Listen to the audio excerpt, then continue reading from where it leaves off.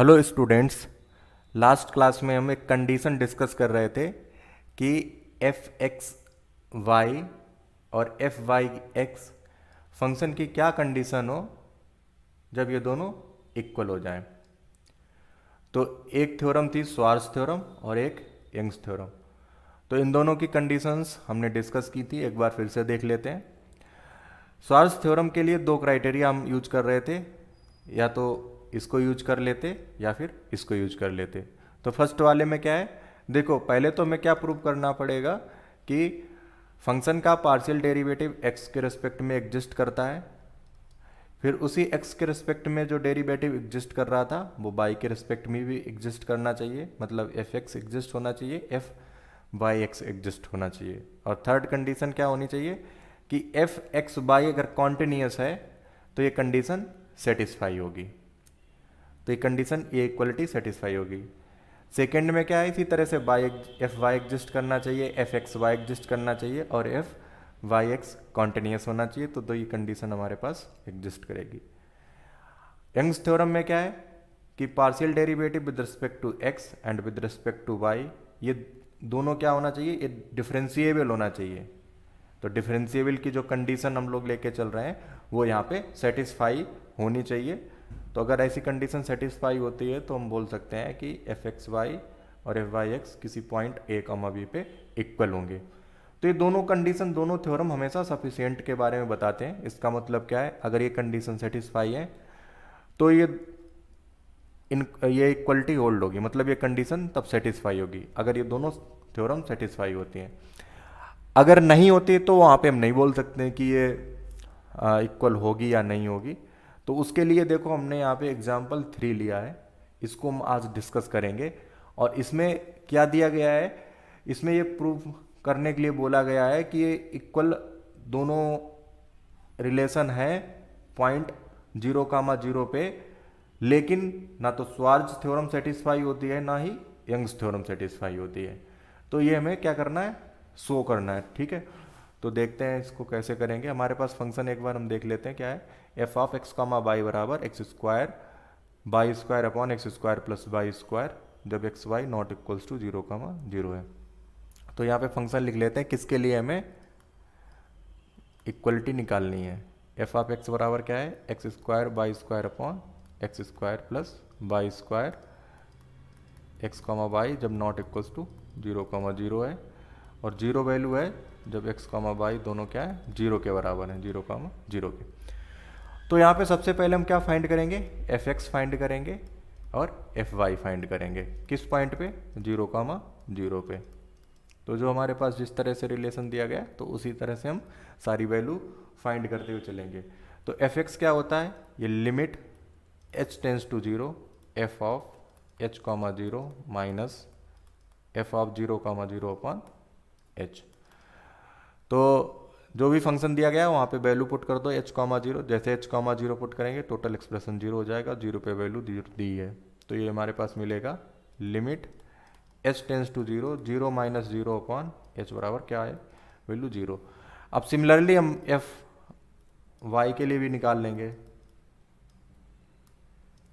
F Y eight 0,0 क्या मिलेगा, ये भी हमें 0 मिलेगा। ठीक है, तो अब हम इसका डिफरेंशिएशन, ये तो पॉइंट हमारे पास 0,0 के लिए था, अब हम पॉइंट लेते हैं कि 0,0 पॉइंट नहीं है, तो उसके लिए डिफरेंशिएशन निकाल लेते हैं। क्योंकि यंग्स थ्योरम में हमें क्या है, एफ एक्स का डिफरेंशिएशन वो निकालना है कि वो डिफरेंशिएबल है कि नहीं। तो f x x comma y, तो इसका मतलब क्या हुआ, जो यहाँ पे फंक्शन ले रहे हैं इसका पार्शियल डेरिवेटिव करना है विद रिस्पेक्ट टू एक्स। तो with respect to x partial derivative करने का मतलब क्या हुआ, देखो इस टोटल एक्सप्रेशन में क्या है कि एक्स ऊपर भी है और एक्स नीचे भी है। तो ये न्यूमरेटर अपॉन डिनोमिनेटर का यहाँ पे फार्मूला अप्लाई होगा, तो यहाँ पे अप्लाई करो। डिनोमिनेटर का square x square plus y square का whole square, denominator into x square plus y square, numerator का डिफरेंशिएशन। तो यहाँ पे डिफरेंशिएशन जो भी हम लेके चल रहे हैं वो x के रिस्पेक्ट में लेके चल रहे हैं, तो हमें यहाँ पे सिर्फ एक्स का जहां पे टर्म आएगा उसको डिफ्रेंशिएट कर देंगे और बाई कांस्टेंट की तरह लेंगे। बाई हमारे पास हर बार क्या रहेगा, कांस्टेंट रहेगा। तो सिर्फ एक्स का डिफ्रेंशिएशन कर रहे हैं तो क्या मिलेगा, एक्स स्क्वायर है तो 2x आ जाएगा into by square minus numerator x square by square और डिनोमिनेटर का डिफ्रेंशिएशन एक्स के रिस्पेक्ट में। तो सिर्फ एक्स स्क्वायर का डिफ्रेंशिएशन होगा और बाई स्क्वायर क्या होगा, कांस्टेंट, तो इसका 0 हो जाएगा। तो एक्स स्क्वायर का डिफ्रेंशिएशन क्या हो जाएगा, ये हो जाएगा 2x।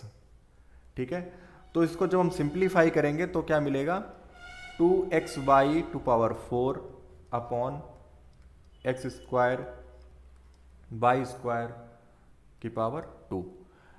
तो जिस तरह से मैंने x के रिस्पेक्ट में निकाला है, इसी तरह से y के रिस्पेक्ट में जब हम इसका निकालेंगे तो क्योंकि यहाँ पे देखो जिस तरह से x की वैल्यू लिखी है उसी तरह से y, तो ये फंक्शन हमारे पास किस तरह से सिमेट्रिक फंक्शन है। अगर हम x की जगह y कर दें, y की जगह x कर दें, तो वैल्यू हमारे पास फंक्शन की वही रहती है। इसी तरह से हम fy के लिए क्या करेंगे, जहाँ भी x लिया था वहाँ पे y कर दें। जैसे यहाँ पे मैंने x का डिफ्रेंशिएशन किया था तो यहाँ पे हम y पुट कर देंगे, और जो ऊपर रिलेशन है यहाँ पे हम x की जगह y पुट कर देंगे और y की जगह x। 2 by x to power 4 upon x square plus y square का होल स्क्वायर। तो ये हमने एफ एक्स और एफ वाई का निकाल दिया है किस पे, जब फंक्शन हमारे पास x कॉमा वाई की वैल्यू 0 0 नहीं है। और देखो मैं क्या, क्योंकि इस स्वार्ज में क्या निकालना पड़ता है, जैसे एफ एक्स निकाला तो एफ वाई एक्स की वैल्यू भी निकालनी पड़ेगी।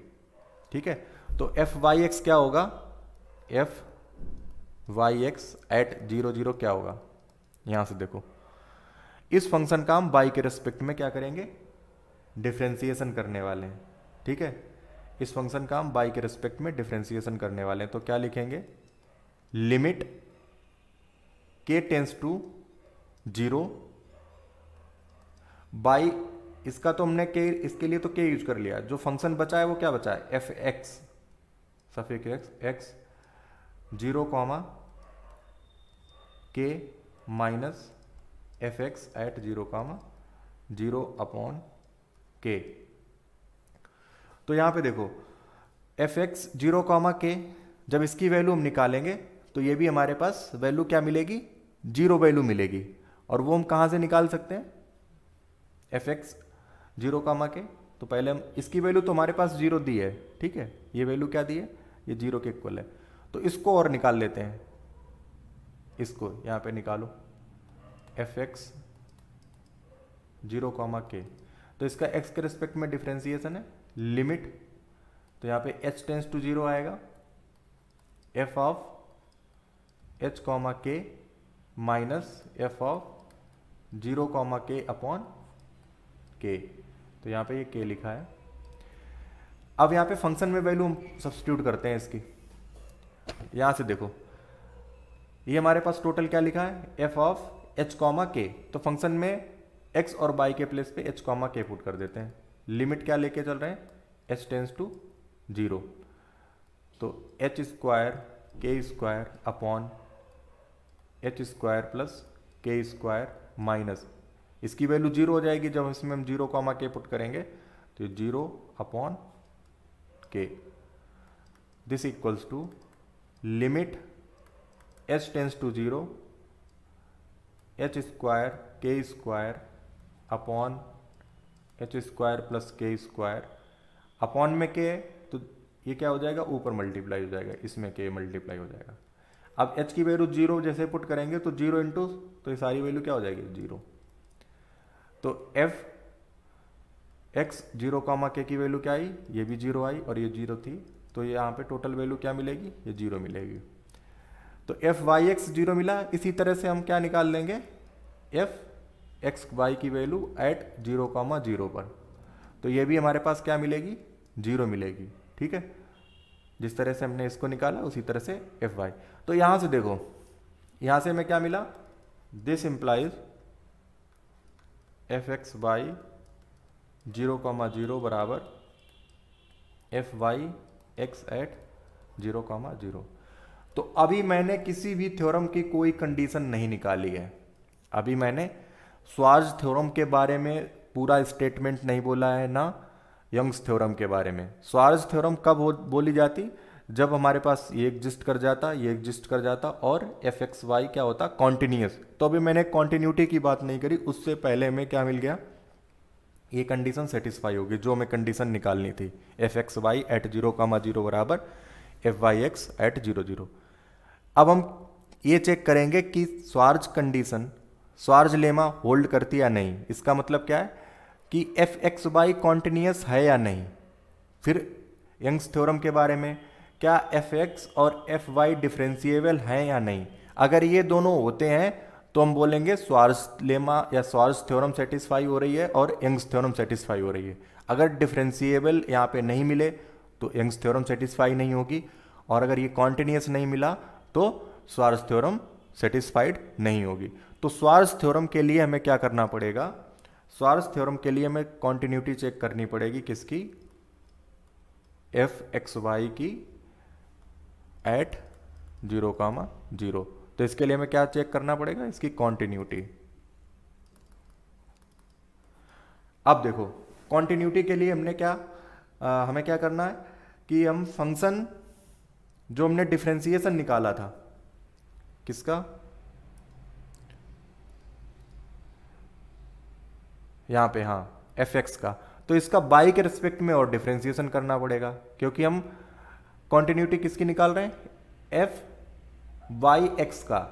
तो इसका मतलब क्या हुआ, इसका एक बार पार्शियल डेरिवेटिव करना पड़ेगा। तो del upon del y, f x क्या निकला था, यहां से देखो 2x by to power 4, 2x by to power 4 upon x square plus y square का होल स्क्वायर। तो इसका जब डिफ्रेंसिएशन करेंगे तो हमें क्या मिल जाएगा, ये एफ वाई एक्स के बराबर मिल जाएगा। तो इसी की कॉन्टिन्यूटी चेक करनी है, फंक्शन की तो नहीं करनी है। अगर ये कॉन्टिन्यूटी, ये फंक्शन की कॉन्टिन्यूटी क्या, अगर हम एग्जिस्ट हो जाती है तो स्वार्ज थ्योरम क्या होगी, सेटिस्फाइड होगी। तो इसको डिफ्रेंशिएट कर लो एक बार, देखो इसमें बाई ऊपर है और नीचे भी बाई है, तो वही न्यूमरेटर अपॉन डिनोमिनेटर का फॉर्मूला लग जाएगा, x square plus y square की पावर 2 थी पहले से, तो ये पावर 4 हो जाएगी यहाँ पे। फिर डिनोमिनेटर इंटू न्यूमरेटर का differentiation, 2x by to power 4 का डिफ्रेंसिएशन होगा, तो क्या हो जाएगा, 2 पहले से था, 4 into 2 8x by to power 3 minus numerator into denominator का डिफ्रेंसिएशन। देखो पहले तो यहाँ पे पावर 2 का होगा इसका, तो into 2x square plus y square. अब अंदर के फंक्शन का x square plus y square का डिफ्रेंसिएशन, तो सिर्फ y का डिफ्रेंसिएशन होगा, x तो यहाँ पे कांस्टेंट लेंगे तो इसका 0 हो जाएगा, वाई स्क्वायर क्या क्या होगा 2y। जब इसको सिंप्लीफाई करेंगे तो हमारे पास ये क्या मिलेगा, total 8x to power 3 by to power 3 upon x square plus y square की पावर 3। तो इसकी कॉन्टिन्यूटी चेक करनी है कहाँ पे, एट 0,0 पे। अब देखो कॉन्टिन्यूटी हम कैसे चेक करते हैं, तो कॉन्टिन्यूटी के लिए हम क्या लेते हैं, पाथ लेते हैं, ठीक है, पाथ अप्रोच। तो पाथ अप्रोच में एक तो हम एक्स एक्सिस के अलोंग लेते थे, वाई एक्सिस के अलोंग, पहले तो हम सिंपल पाथ लेते थे। अगर किसी एक पाथ के अलोंग एग्जिस्ट नहीं करी तो हमें क्या होता था कि हम आसान कंडीशन पे इसकी डिसकॉन्टिन्यूटी के बारे में लगा सकते थे पता, और एक क्या लेते थे, y equals to m x. तो हम डायरेक्ट यहाँ से स्टार्ट कर लेंगे, हम ये चेक करेंगे कि y equals to m x path के अलोंग ये कॉन्टिन्यूस है कि नहीं। अब क्या करेंगे, किसकी कॉन्टिन्यूटी, एफ वाई एक्स की। तो एफ वाई एक्स की कॉन्टिन्यूटी चेक कर रहे हैं, इसका मतलब क्या है कि इस टोटल फंक्शन में वाई की जगह एम एक्स पुट करेंगे तो हमें क्या निकालना होगा, limit x comma y tends to 0,0 f by x, ये हमारे पास क्या रहेगा, by x at x comma y. तो अब देखो हम क्या कर रहे हैं, बाई की जगह एम एक्स पुट कर रहे हैं, तो ये टोटल जो लिमिट है वो एक्स में चेंज हो रही है, तो लिमिट हम सिर्फ क्या लेंगे, एक्स टेंस टू 0 और बाई की जगह यहां पे एम एक्स पुट कर दो, 8 x to power 3 m to power 3 by to power 3 नहीं आएगा, यहाँ पे आएगा x to power 3 upon x square plus m square x square की पावर 3। तो यहाँ से एक्स स्क्वायर कॉमन कर लो, तो देखो एक्स स्क्वायर नीचे से दोनों टर्म में है तो कॉमन होगा, और पावर यहाँ पे 3 है तो क्या पावर मिलेगी, पावर 6 हो जाएगी। 8 m to power 3 x to power 6 upon यहाँ पे x to power 6 plus 1 plus m square to power 3। तो एक्स टू पावर 6 से 6 कैंसिल हो गया, और लिमिट क्या लेके चल रहे थे, एक्स टेंस टू 0, तो क्या लिमिट आएगी 8 m to power 3 1 plus m square की पावर 3। तो ये किस पे डिपेंड कर रही है, कांस्टेंट पे, एम पे डिपेंड कर रही है। तो नॉट कॉन्टिन्यूस, ये क्या हो गया, नॉट कॉन्टिन्यूस एट, क्या नॉट कॉन्टिन्यूस है, f y x not continuous at 0, 0। तो this implies Schwarz theorem, Schwarz theorem does not satisfied, does not hold। ये स्वार्ज थ्योरम यहां पे हमारे पास क्या है, ये सेटिस्फाई नहीं होगी। इसी तरह से अब हम क्या करेंगे यंग्स थ्योरम के लिए। यंग्स थ्योरम के लिए क्या हमें चेक करना है, एफ एक्स और एफ वाई को हमें क्या प्रूव करना है, ये डिफरेंशिएबल है कि नहीं। अगर ये डिफरेंशिएबल है तो यंग्स थ्योरम सेटिस्फाइड होगी, अगर नहीं तो यंग्स थ्योरम सेटिस्फाई नहीं होगी। किस पे प्रूफ करना है, एट 0, 0 पे।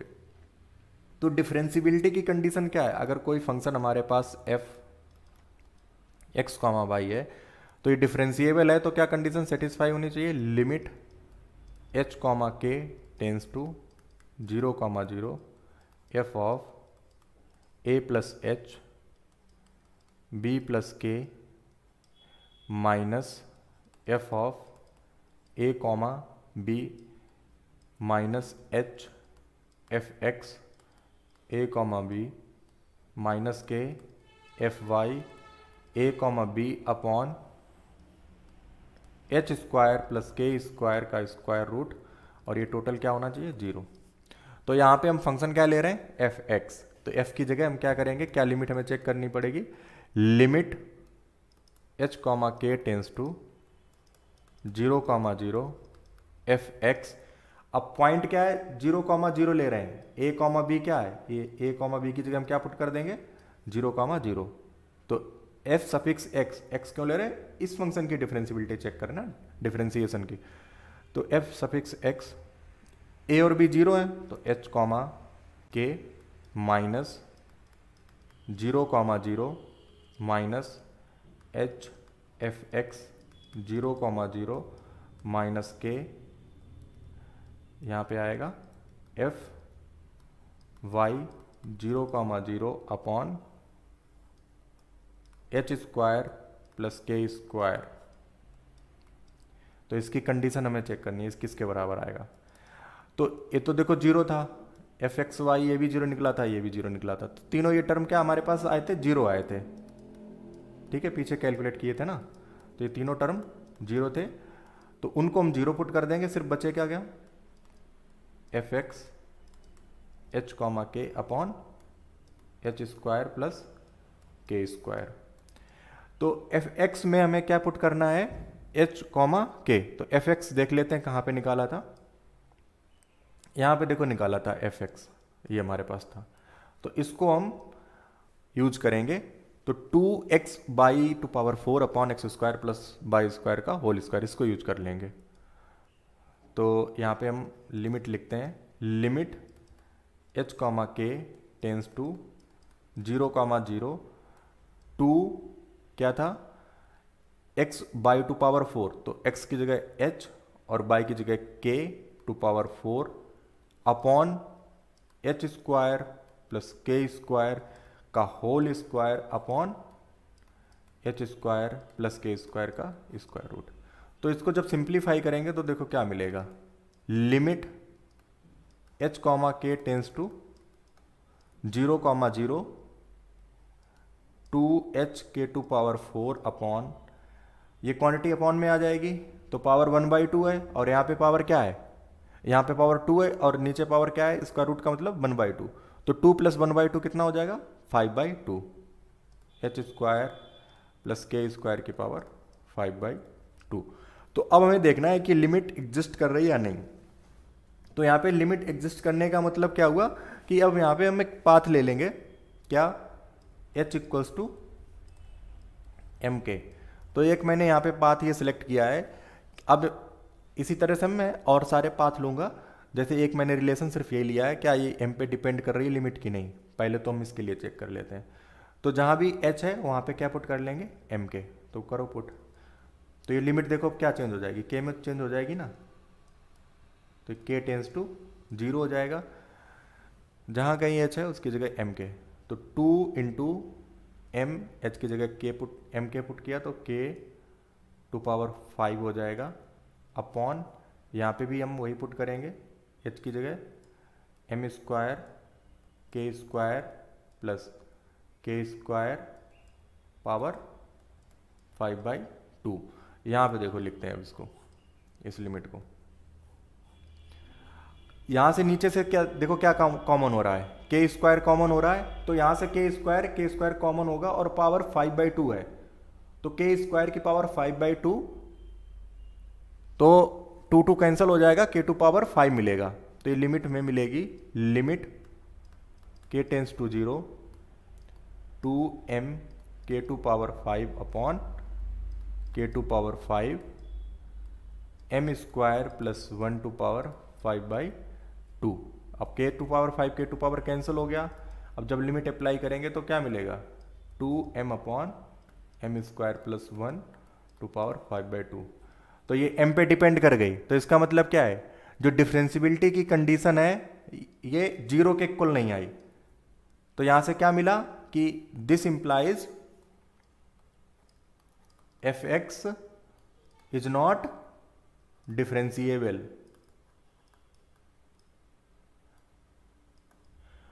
तो fx भी डिफरेंशिएबल नहीं मिला। इसी तरह से सिमिलरली हम fy के लिए भी निकाल लेंगे। तो देखो यंग्स थ्योरम की दोनों कंडीशन सेटिस्फाई नहीं हो रही हैं, तो इसका मतलब क्या हुआ कि यंग्स थ्योरम सेटिस्फाइड नहीं है, लेकिन फिर भी हमारे पास कंडीशन इक्वलिटी की है, वो क्या है, सेटिस्फाइड हो रही थी। ये कंडीशन सेटिस्फाइड ना, यहाँ पे मैं स्वार्ज थ्योरम सेटिस्फाई हुई ना यंग्स थ्योरम। तो स्वार्ज थ्योरम और यंग्स थ्योरम दोनों क्या है, ये सफिशिएंट कंडीशन है इस कंडीशन के लिए, इसको प्रूफ करने के लिए। ठीक है, तो इस लेक्चर में हमने यहाँ पे ये काफ़ी इंपॉर्टेंट क्वेश्चन किया है, एग्जाम पॉइंट ऑफ व्यू से ये बहुत इंपॉर्टेंट क्वेश्चन है। ठीक है, तो इस लेक्चर में इतना ही। नेक्स्ट लेक्चर में हम कुछ और टॉपिक डिस्कस करेंगे।